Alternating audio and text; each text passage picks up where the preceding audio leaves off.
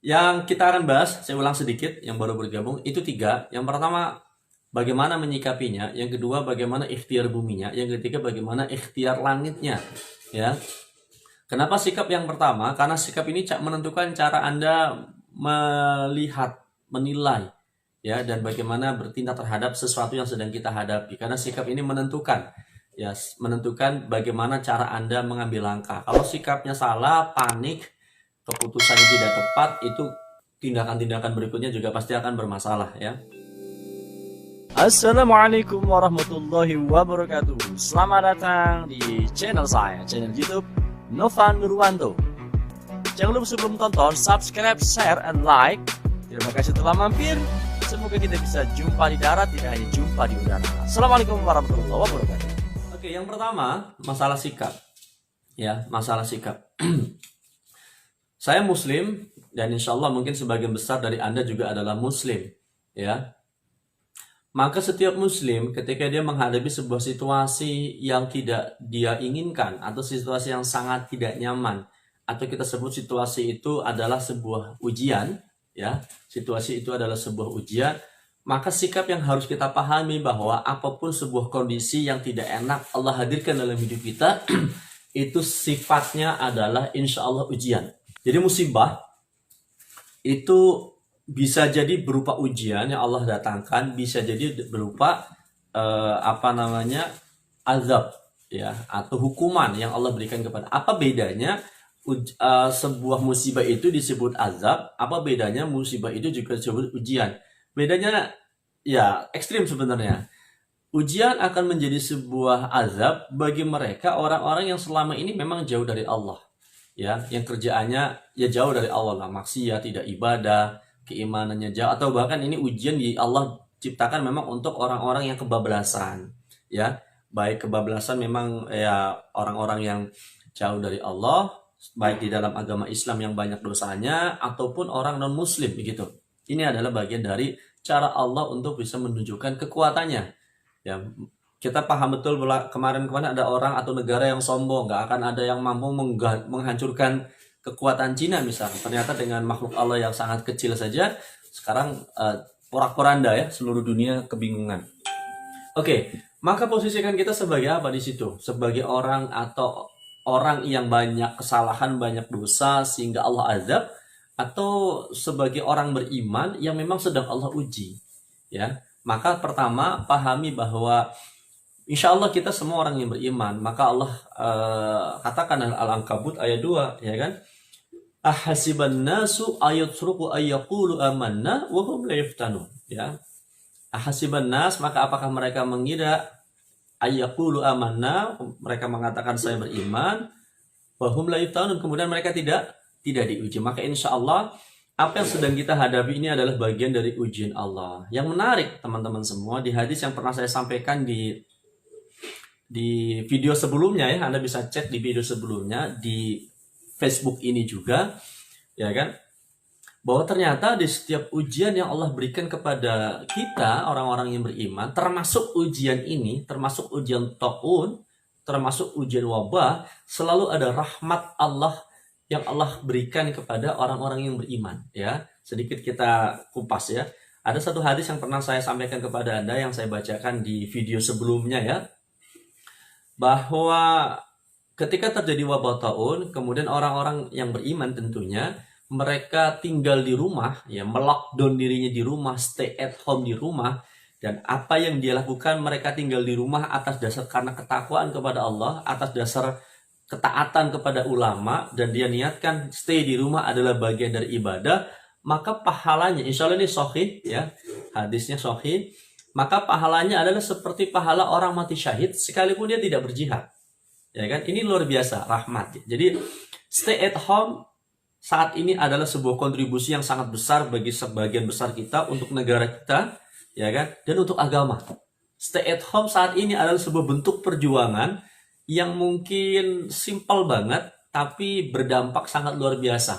Jadi kalau saya lihat beberapa status yang memang lucu-lucu, ya. Kalau saya dulu kakek moyang saya berjuang membela negara dengan cara berperang, turun ke hutan untuk berperang.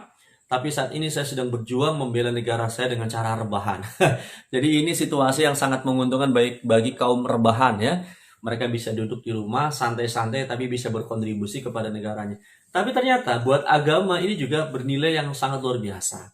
Kita di rumah atas dasar ketakwaan, ketaatan untuk mengikuti fatwa ulama, ketaatan untuk menjalankan sunnah yang Rasulullah sampaikan bahwa kita berdiam diri kita di rumah atas dasar kesabaran dan ketakwaan adalah bagian dari ibadah, maka pahalanya besar. Maka adakah sebuah hadiah adakah rahmat yang lebih hebat daripada rahmat Allah saat ini? Zaman dahulu para sahabat, ya Rasul dan para sahabatnya, mereka untuk bisa mendapatkan pahala syahid, mereka harus turun ke medan perang, mereka harus berhadapan dengan musuh. Saat ini, umat Islam saat ini, kita bisa mendapatkan pahala syahid dengan cara duduk di rumah, tapi yang penting juga hatinya harus dibenerin.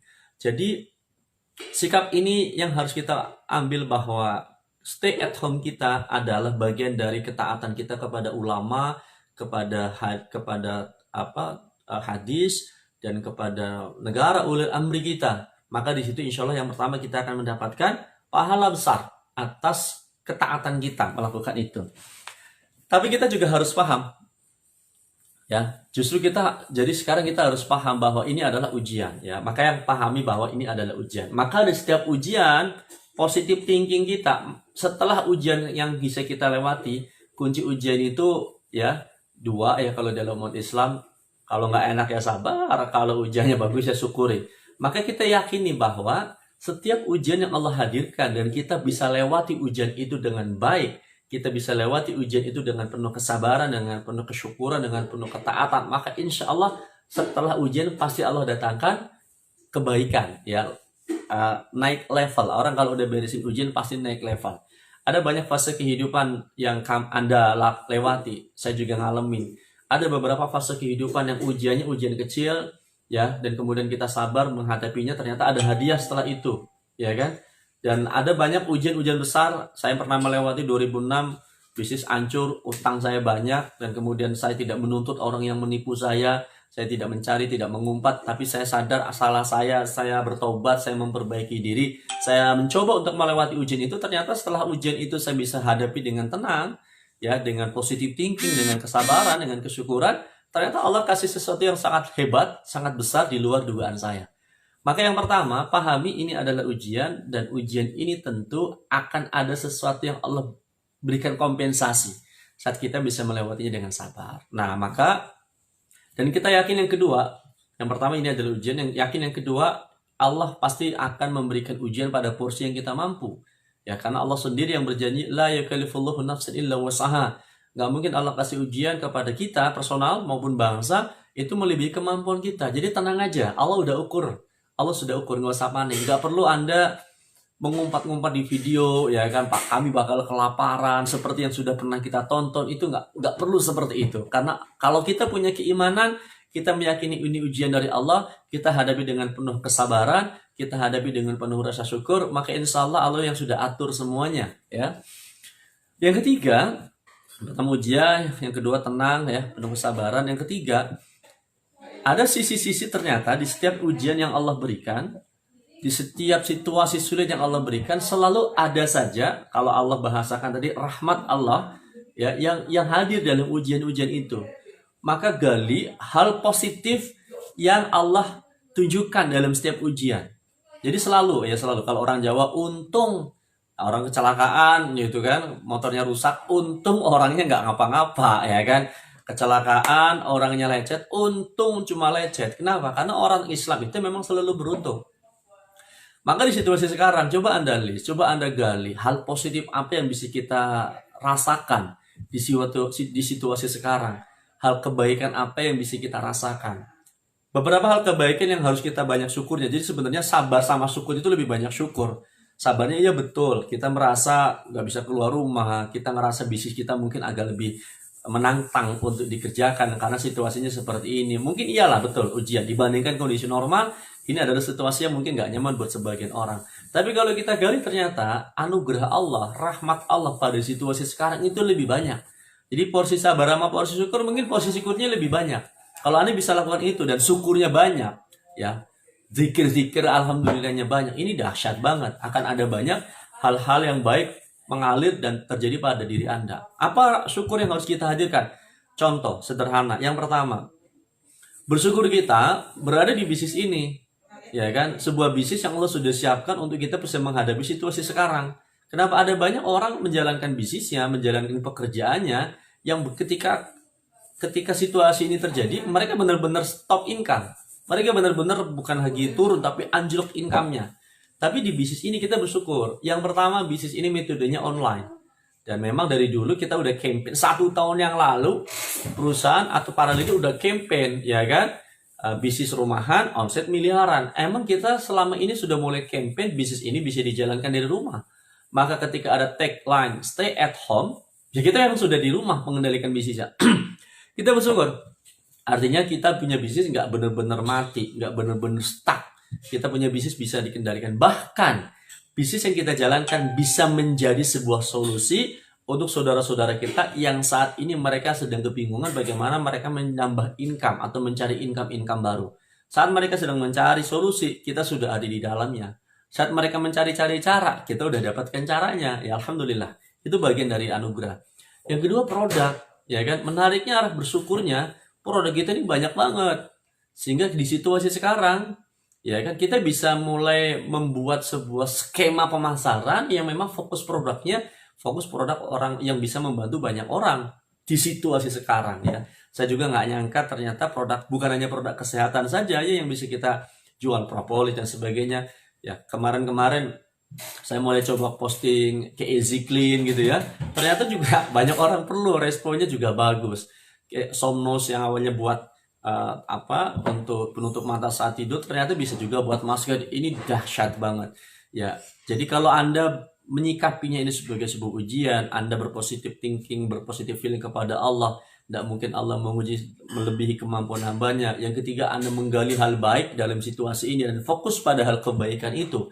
Fokus pikiran Anda, fokus kata-kata Anda cukup pada sesuatu yang baik yang Allah hadirkan di situasi seperti sekarang, maka insya Allah ya, sikap yang Anda tunjukkan akan menjaga energi dalam diri Anda, energi dalam rumah Anda tetap positif. Dan Anda bisa menghadirkan tetap ketenangan dan kebahagiaan dalam rumah Anda.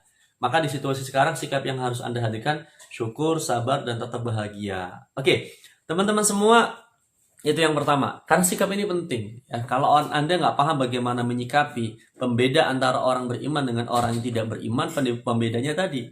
Ya kan? Orang beriman kalau dia ngerasa sesuatu itu tidak enak, dia sabar, menahan dirinya dari kata-kata yang buruk, menahan dirinya dari mengumpat, menahan dirinya dari mengeluh.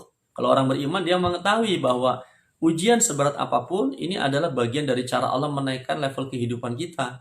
Dan setiap ujian, meskipun ada ketidakenakannya, pasti kalau digali, pasti ada rahmat Allah di situ, ada kebaikan Allah di situ. Maka sesungguhnya di dalam ujian itu bukan hanya bersabar, tapi sesungguhnya rasa syukur kita juga harus besar. Saya sendiri seringnya mengingatkan diri saya, mengingatkan istri saya. Ya meski kadang-kadang kita ngeluh dikit nih, istri ngeluh dikit misalkan gitu. Kadang-kadang kita juga ingatkan, ya kan? Ya kalau kita pikir rahmat Allah ini lebih besar pada kita. Saat ini kita bisa stay at home. Banyak orang nggak memiliki home untuk stay, ya kan? Ada banyak orang di gang-gang, di perumahan-perumahan kecil, mereka ketika stay at home, mereka harus numpuk-numpuk dengan banyak keluarga. Sementara kita bisa tinggal di tempat yang nyaman. Terlalu banyak ya anugerah Allah yang Allah berikan kepada kita. Maka teman-teman semua, sikapnya harus dipertahankan bahwa ini ujian, hadapi dengan kesabaran dan kesyukuran, eksplorasi hal positif apa yang Allah hadirkan dalam hidup kita saat ini dan fokus pada hal itu supaya kita makin banyak syukur sehingga Allah makin banyak alirkan pintu-pintu rezeki kepada kita. Dan yang terpenting, hadirkan energi positif dalam rumah kita supaya tetap bisa menghadirkan rasa bahagia ya, rasa bahagia ya. Pak, sebenarnya ujian yang terberatnya bukan COVID-nya, Pak. Kalau emak-emak kayak gitu ya. Pak, sebenarnya yang berat itu bukan ujian coronanya, tapi kenapa? Itu yang berat itu adalah ujian anak-anaknya. Maksudnya gimana? Ya, ketika anak-anak ada di rumah, ujiannya adalah tugas sekolah yang banyak sehingga orang tuanya bingung. Oke, hadapi aja dengan enjoy. Oke, teman-teman semua, itu sikap yang harus kita hadirkan dalam diri kita. Syukur tentu harus lebih banyak saat ini, karena tentu ini miniatur, ini masih miniatur. Karena nanti di akhir zaman Allah alam bisawab, ada hadis dan beberapa ustadz menyampaikan akhir zaman ya, kita ini sudah di akhir zaman, bahwa akan ada peristiwa dahsyat yang akan terjadi pada tanggal 15 Ramadan. Ya, ada kemungkinan 15 Ramadan tahun ini menurut hadis, tapi ada hadisnya dhaif ya. Hadisnya dhaif menurut beberapa ulama, dan menurut beberapa ulama yang lain hadisnya maudhu ya. Tapi kata Ustaz Zulkifli, ini membuat kita memiliki kehati-hatian. Tapi mudah-mudahan sama sekali tidak ya. Itu 15 Ramadan tahun ini ada kemungkinan, kalau menurut hadis itu, meskipun hadisnya dhaif atau maudhu, itu terjadi dukhon ya. Cepat atau lambat dukhon itu terjadi. Semoga kita nggak mengalami situasi di mana bumi itu dikelilingi oleh kabut hitam, sehingga setiap di antara kita nggak bisa keluar 40 hari 40 malam stay at home ya. Jadi sekarang kita sedang latihan stay at home, tapi situasinya masih enak, masih bisa chat, masih bisa video call, masih bisa sesekali beli makanan keluar ya. Oke. Yang kedua, setelah sikapnya positif, sikapnya tetap berbaik sangka kepada Allah, tetap banyak bersyukurnya ya, tetap sabar jika menghadapi situasi tidak enak, tetap hadirkan perasaan bahagia dalam rumah.